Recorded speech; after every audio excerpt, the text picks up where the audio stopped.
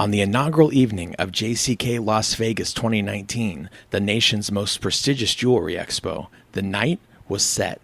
An ensemble jazz band noodled away as glasses clinked, forks hit plates, and loud laughter filled the air. But that was the party next door, where the Mine Diamond companies were celebrating. The loud music was drowning out the sound of us, the small group of gathered cultured diamonds guests next door, brainstorming ways to make our environmentally responsible, sustainable diamonds shine their brightest. Being new to diamonds, I was feeling that cultured diamonds were the underdog, and interestingly so given their clear benefits over mined diamonds. Even gemologists can't tell a cultured diamond from a mined, as there's nothing to tell apart. The word about cultured is starting to get out. Everywhere you go on the internet, you're hearing something about cultured diamonds and luxury. So I wanted to know when cultured diamonds came onto the scene. I wanted to get a sense of how far they had to go to be the top diamonds. I wanted to know how far this movement had come. My name is Clark Watts, and you're listening to Lark Berry's Diamond Disruptor podcast. The people that haven't heard about lab-grown diamonds or really don't know what they are really stuck in an old mindset. And you know what? This is one of those product categories where monthly the numbers are changing.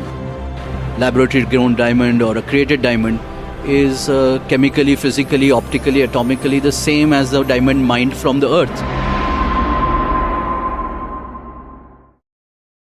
Hello, and thanks for joining us. I'm a journalist, content writer, and broadcaster. I'm new to the jewelry industry. I started working for Lark Berry just over a year ago, and I've learned a lot about this industry in general. But I still have a lot to learn, and if you're listening, maybe you do as well. We want this podcast to be accessible to those who want to learn about the diamond market, with particular focus on where cultured diamonds, also known as lab-grown, fit into everything. And we hope as well that this podcast can have dual purpose, also appealing just as much to those already in the know. We'll report on the industry trends and interview interesting people from every facet of the cultured diamonds industry, the luxury industry in general, maybe anyone with something to say that has sustainable interest in mind. We open this debut episode talking about JCK. JCK Las Vegas is North America's premier yearly expo for jewelry, back at the Sands Expo Center this year. It lasted for a week and wrapped up June 4th. Over 30,000 exhibitors and jewelry buyers attend. Walking the freshly carpeted grounds, you see everything, from the most humble startups with the barest basic booths, to entire jewelry stores and mini museums constructed, just for a week's time. It's an amazing sight. But even with all that visual flair, what makes any event stick out is the people. And at JCK, you meet everyone. People from all over the world. Buyers, brand leaders, analysts, gem quality graders, everyone. And so we thought, what better opportunity than an expo like JCK to get a sense from so many different industry types on where cultured diamonds, the emerging, disrupting, and sustainable alternative to mined diamonds, are at today. Like, when did lab-grown come in on your radar? You know, it really came in about 10 years ago. Yeah. The thing about lab-grown was it's just picked up exponentially in the last... Well, that's because it's developed as a product. That's Liz Chatelain, president of MVI Marketing based in Austin. She's been working on a trade marketing research project studying cultured diamond sales and trends for almost 2 years. Right. When it first hit the market, it was not what we call the perfect diamond for engagement rings. Right. An engagement ring center stone diamond is what drives our entire industry, so especially the 1 carat round diamond. And clear 1 carat round diamond. And it wasn't there. Now, about 3 years ago, it became commercially viable. And that's when the, quote unquote, industry of lab grown really took off. Now, lab-grown is the term you'll hear the most for cultured diamonds. Liz uses it, a lot of people in this industry do too. There's nothing wrong with it per se. These are diamonds grown in a lab we're talking about, perfected by science to be every bit the equal and even a lot of times superior to mined diamonds.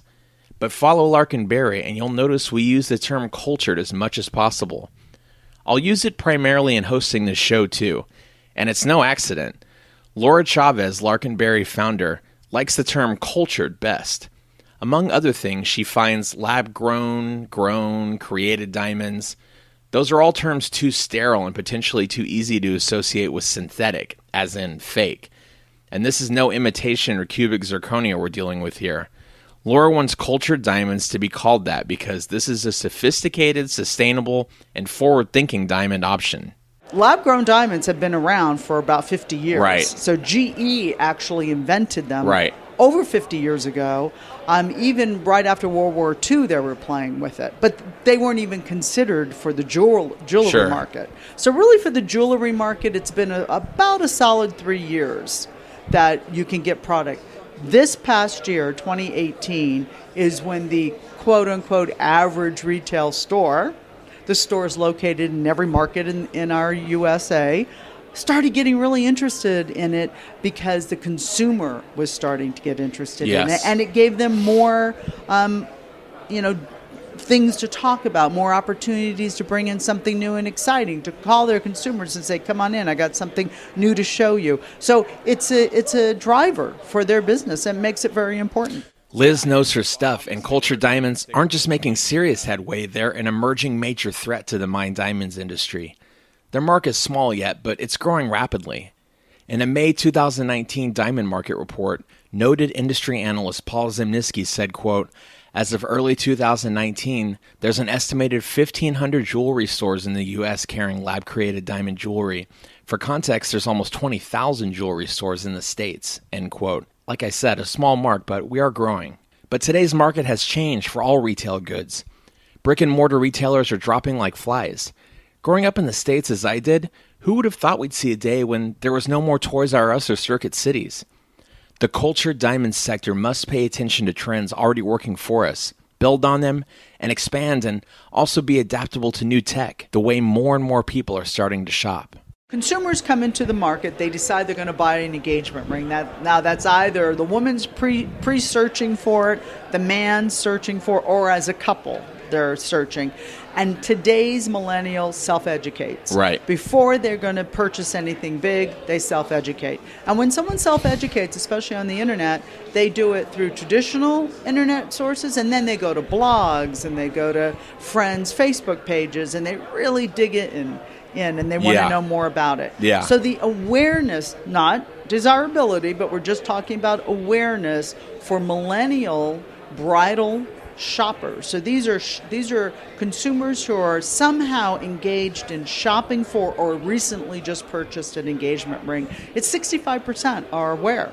I talked to a guy yesterday that just met a gentleman from Georgia who is in artisan jewelry, just a really small startup company, but he's almost just as interested in tech. And he was talking about some AI and augmented reality technology where you can just sort of hover your phone over your hand and virtually try on jewelry.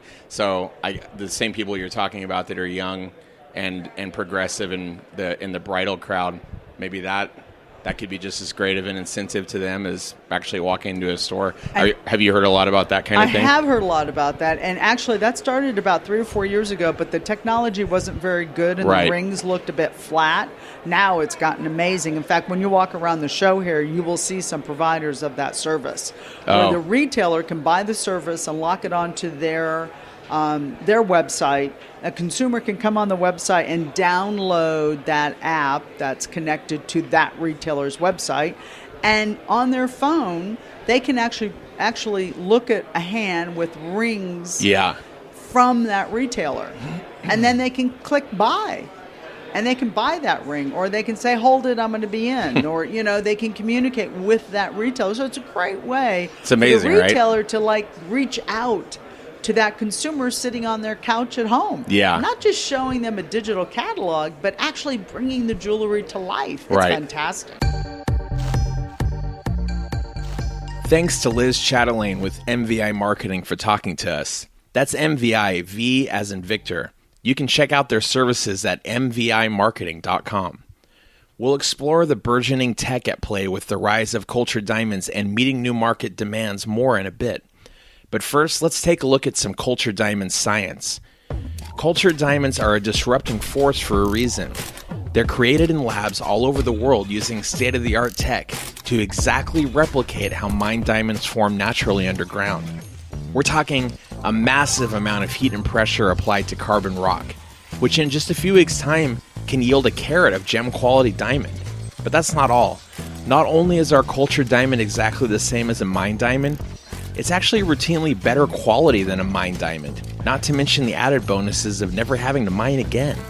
No more digging, no more groundwater pollution, no more fretting over whether your jewelry is totally conflict-free.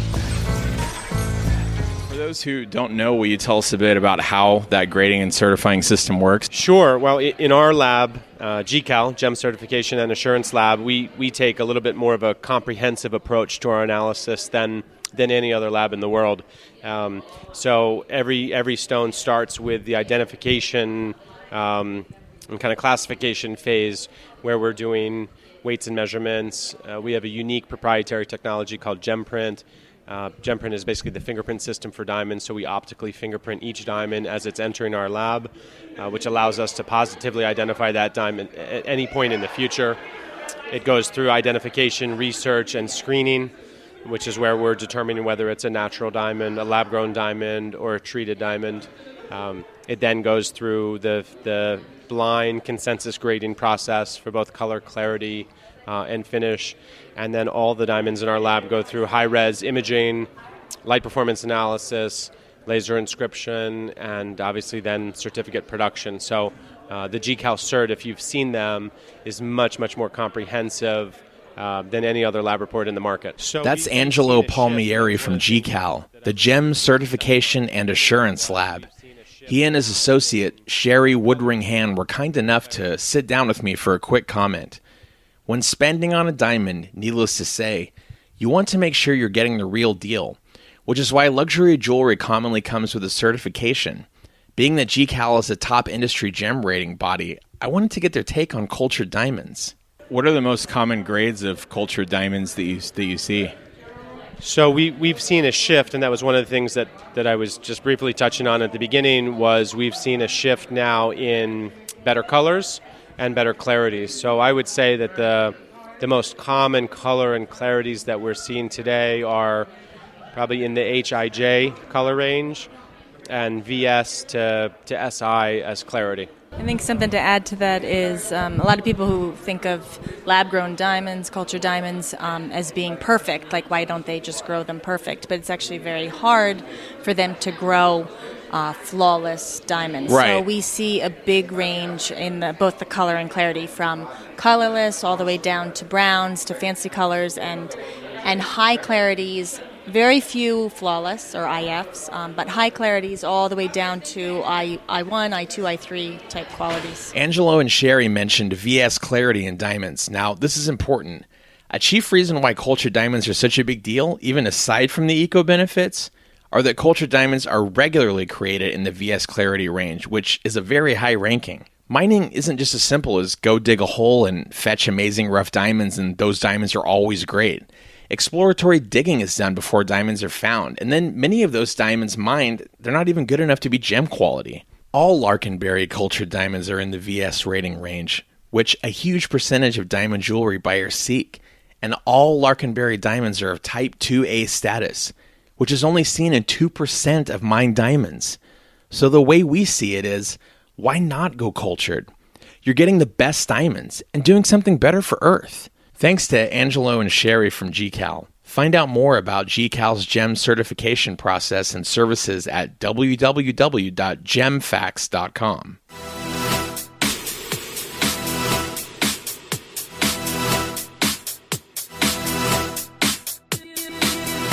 Gem quality cultured diamonds jewelry is a new market making big waves, but we at Lark Berry like to have a sense of history. There have been progressive, forward-thinking companies who have already been instrumental in getting this ball rolling. Walking the JCK exhibition floor at the Sands Expo Center, you couldn't miss Alter Diamonds. That's Alter spelled A-L-T-R. Alter had one of those huge displays I was talking about earlier in the podcast, a full jewelry store with a large monitor on the outside playing their new ad campaign music video on a loop. It's called 100% Pure Love, and it's to promote the brand's new Alter X line. You can find it on YouTube at the Alter Diamonds YouTube channel. It features peppy dance music and a beautiful couple dancing through flowing red tapestry. The message is clear. Cultured diamonds are something to love. 100% the same as mined diamonds, 100% the only sustainable diamond, and 100% as romantic as any jewelry previously on the market. I got to sit down with a senior Alter brand strategist to find out more.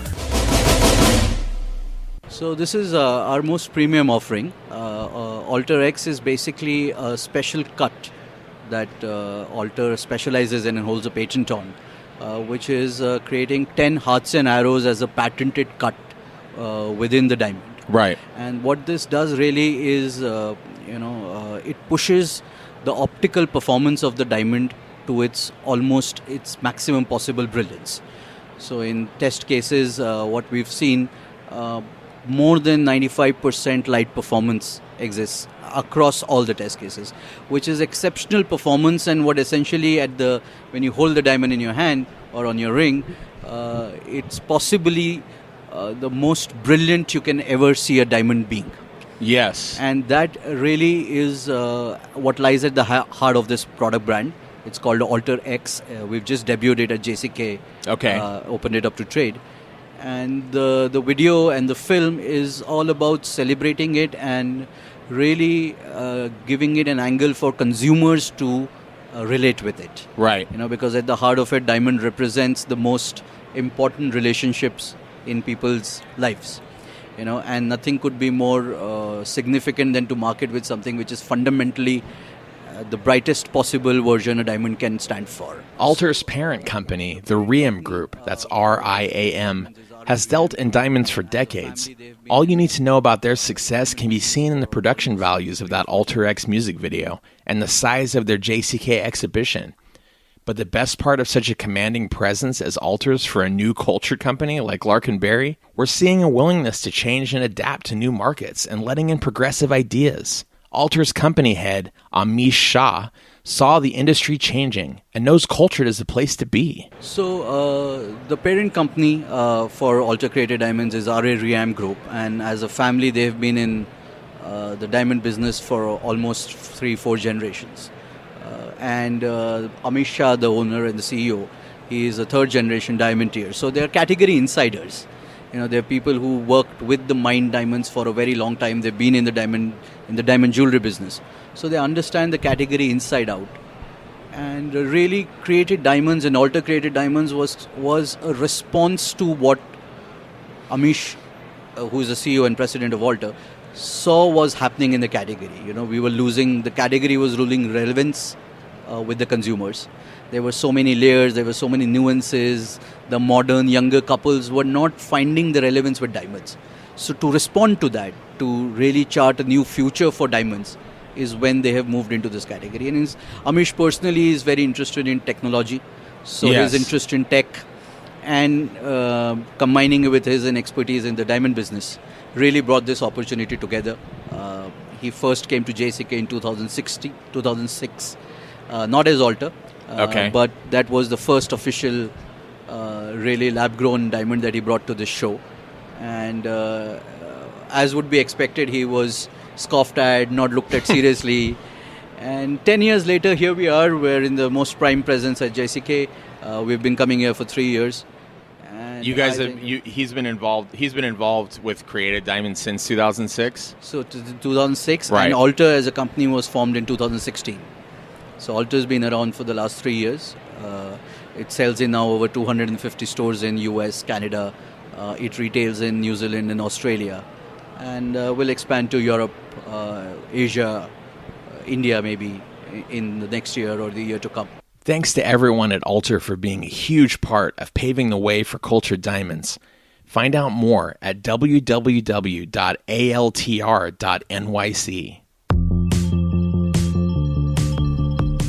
So, you've heard a little about Lark Berry, a new force of cultured diamonds luxury jewelry on the market, and a little about Alter, who have been on the scene for 3 years and come from a long history of diamonds. Now let's meet a small upstart based in Georgia who designs jewelry for you and explore the progressive vision of what the future of jewelry shopping will be like. My name's Andreas Argentinas. The business is Metal Pressions, metalpressions.com, and we specialize in fine, handmade, personalized jewelry. So when you look at, the industry, you have like formal and traditional, and then at some personalized, you have the very inexpensive personalized. We're in between. So silver, gold, appointed with diamonds, but our kind of niche is that we created a platform.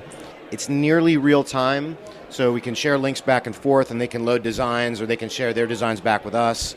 And this was an app and a web-based platform that you guys actually developed? Yeah, we developed it. People design their jewelry in? Remember earlier, I said we'd get back to exploring tech evolution and how it can help a new movement like cultured jewelry that has a unique appeal to young progressives. Well, it was great to meet Andreas from Metal Pressions because he connects right to the customer with innovative systems so that custom jewelry fans can let their imaginations run wild and make their own creations. But he wanted to stress that he feels everyone in the industry, regardless of their jewelry niche, should be on his tech train to the future. I see a lot of lag in the industry, especially when I look at the retail stores we're dealing with and how their shopping experience is and what's going on. On the tech side, sort of? Yeah, on the tech side, how they're working with their websites, but also with their retail experiences. Like, you don't see them doing a very good job on brick to click, which is for their in-store experience, and then leveraging that to communicate with them afterwards. The guys who are going to win are going to leverage technology. They're going to change that shopping experience. It's going to be a dynamic presence online and brick and mortar, and you're going to be doing great if you're in that right position. I think the next phase is that integration of augmented and AI. So, where you'll have that phone, you'll put it over your hand, and the AI is making recommendations on style, as opposed to machine learning. I don't even know if that's the correct terminology, but where through clicks and Google tracking and remarketing, it's saying, oh, you looked at this, now let me show you this piece on your finger. It's going, hey, based on what we know about you, you might like a really eclectic style with lots of rainbow colors. I think our next big step is real-time interactive design, so that we can manipulate, sort of like a tech support experience, but not as kludgy. So crossing that bridge and getting that hurdle done so that we can manipulate your screen and design for you on your screen. Thanks, Andreas Argentinas from Metal Pressions. Check out their online customization experience for jewelry at metalpressions.com. I'm Victoria Gomelski. I'm editor-in-chief of JCK Magazine and jckonline.com. Well, we have 7 print issues a year, and then a daily newsletter, and obviously a daily website. We've been around. This is our 150th year, the anniversary of the magazine. So we predated the show by many, many decades. But then we're owned by the show now. The show bought the magazine, 20 years ago or so. Right. So we do coverage of the show, but we also cover the jewelry industry at large, just everything that's happening. What better way to wrap up this first episode of the Diamond Disruptor podcast than to get some valuable perspective on the industry from the editor of JCK Magazine itself, Victoria Gomelski. Victoria had stopped by our booth at the Expo Center to find out more about Lark Berry's London store celebrating a year in business, and to see the first place award for our asymmetrical bow collection, which we just won in the JCK Editor's Choice competition for design. 2005, I recall, companies like Genesis, these sort of pioneers in lab-grown diamonds come up. So the conversation's been bubbling, but what's been interesting is that as we're celebrating our 150th anniversary, we've had, we're digging through our archives. We have 150 years worth of magazine issues, and this conversation about lab-grown, synthetic, cultured, cultivated, what you want to call them, diamonds, has been going on for decades. Technically about 50 years, right? Right, yeah. Since GE's developments back in the 50s. So you see it's interesting to read these old issues because you see the paranoia and the hysteria and the confusion and the concern, and it hasn't abated that much. It's really been going strong for all these decades. I think what we see now is just a lot more, an embrace of the industry. Certainly, you can't stop this from happening, and we see a lot more marketing going on, a lot more retailers who've long been the gatekeepers to this business finally coming around, and saying, okay, well, either our customers are asking for this, or I want to offer this as an alternative product to my clients. Sort of we can't fight them, so let's just join them Right. approach now. As you heard there, Victoria did her own digging through the JCK archives, and she's seen the culture trend emerging for decades. In our talk, I told her I was surprised to see some retailers that Lark Berry have contacted through sales outreach either still not aware of cultured diamonds or just not adopting of it at all. Which shocks me for too many reasons to count. Falling behind the times, especially now, in an era of such rapid technological progression that affects every area of our lives and certainly the marketplace, it's not a good place to be. Well, I think there are a lot of retailers who barely have social media accounts and certainly aren't selling online. So Right. there's a whole community of sort of traditional stores. They're aging. They haven't really caught up with things. They haven't made their stores attractive enough to want to, so their children aren't taking them on because the children are like, this store is old. It doesn't do anything interesting. I'm not going into the business. And so eventually those stores are going to close because they haven't done enough to keep customers coming in and, just really stay ahead of the competition. So those are probably one and the same. The people that haven't heard about lab-grown diamonds or really don't know what they are really stuck in an old mindset. So I don't see good things for them, unfortunately. Earlier in the podcast, we covered cultured diamonds terminology. Lark Berry goes with cultured as the favorite term to make an impression today with this diamonds movement and to see it thrive in the future. And also, frankly, there just seems to be such a glut of the same terminology being used out there, cultured being the least used. Lab-grown you hear so much, and while it might currently be a favorite term in search engine optimization terms, and of course sales are key, Lark Berry founder Laura Chavez is worried that all this sameness runs risk of the cultured option seeming less a crucial movement towards sustainability. It could be seen more as a cheap fad. And so we wonder, are we as cultured diamond supporters in danger of being a new .com bubble burst? Yeah, I mean, that's a good question. I do think, there is probably a fly-by-night quality to some companies that just see an opportunity, think they can make a quick buck, don't care that much about educating their customers, don't care that much about disclosing things properly, don't care that much about doing business in the right way, and I don't think they'll survive. And in fact, I can't think of any I can think of a specific company. I just don't even recall the name because I saw them a couple years ago. They had a ton of lab-grown product.